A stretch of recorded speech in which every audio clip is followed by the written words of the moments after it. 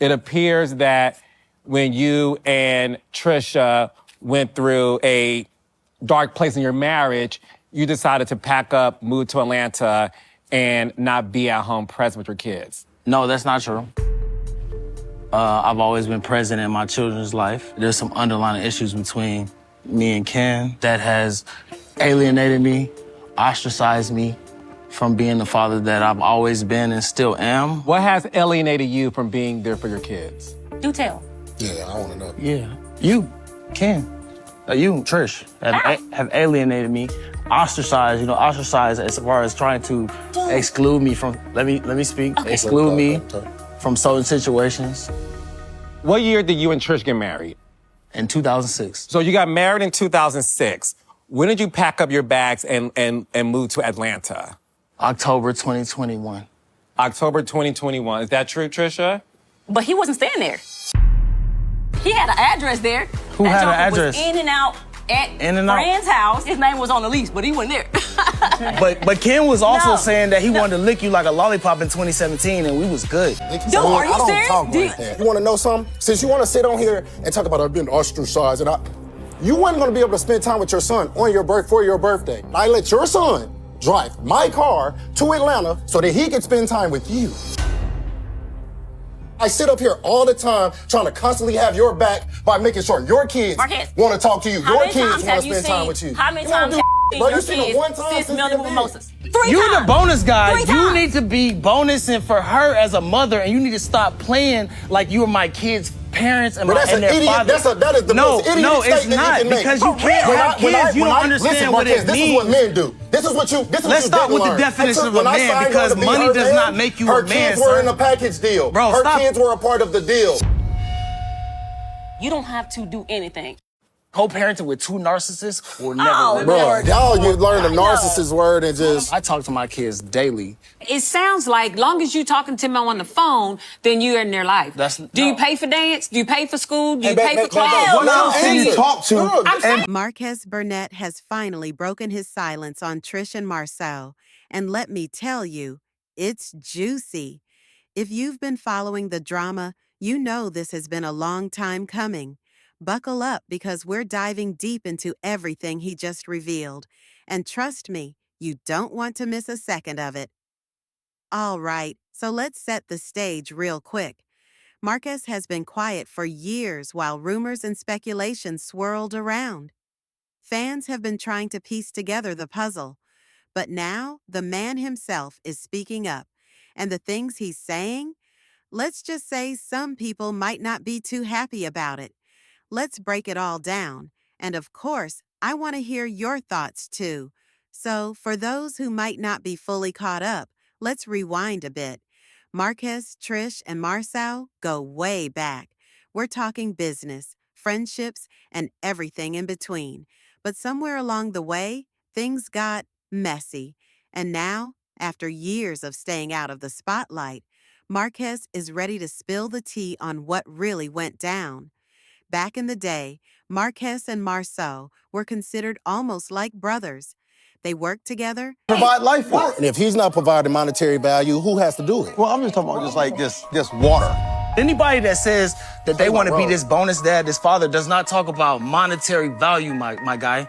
I'm always going to be their father. You haven't, though. They will never, you haven't done. Will never. Name a time we give you money.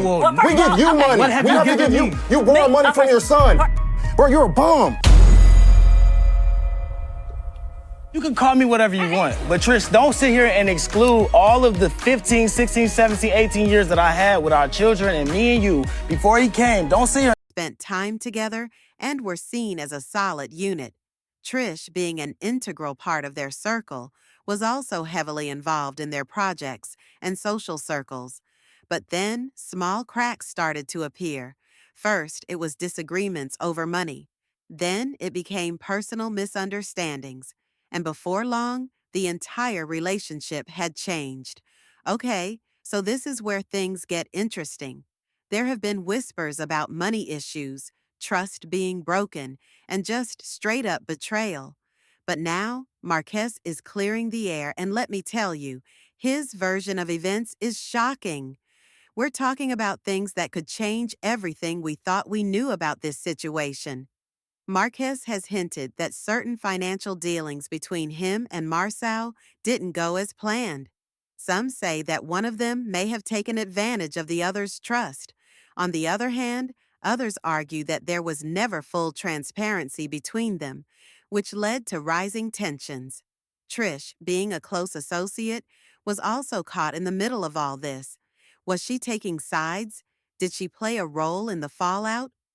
These are the questions fans have been asking for years, and now Marquez is giving us answers. So, what exactly did Marquez say? Well, for starters, he's not holding back at all. He's putting everything on the table, his side of the story, the receipts, the emotions. It's all out there. And if you thought this was just another social media spat, think again. Marquez's words could have some serious consequences. He explained how he felt betrayed by those he once considered close.